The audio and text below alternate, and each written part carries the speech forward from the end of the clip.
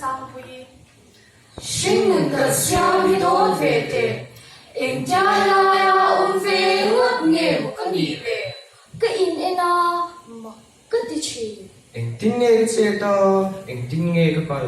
anh tin nghe cái người ya anh tin nghe cái chả Anh có tiếng nghe cái thỉnh dung hi anh ăn chuyên. anh có tin nghe cái lồn là hiền cái doan đỡ đỡ chi Anh tin nghe cái ông dễ lòng, anh nghe cái anh dễ lòng. cái sinh mừng hi rồi na in na thật chi ở trong in cái chuyện thì cái ngay à Trang in mà đi ông thấy cái đủ bera. Zang in cái xuống tuan nó khơi về ril tập cái chén á In lia tắc, cả mình đấu tập Là anh thấy xuống tua.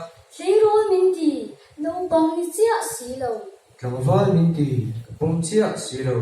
mi lạc lộ bồ lạc lộ khơi về hi lạc lộ à chăng dấu School kamu school kala cái ina.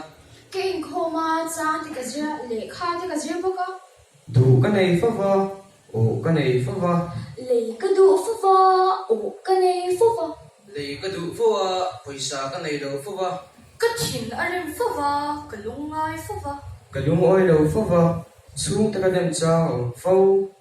thì xuân thì hiền cái này thuở ta tuy thì kinh cái một thầy ấy lệ in đồ minh bệ Xuống có chút đắc min bề.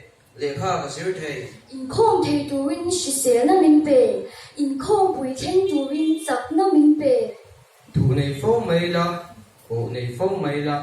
cái đủ thế này thầy lộ chín mấy la lung ôi lộ phô mấy la Cái mà một em mà cái thật xăm đầu.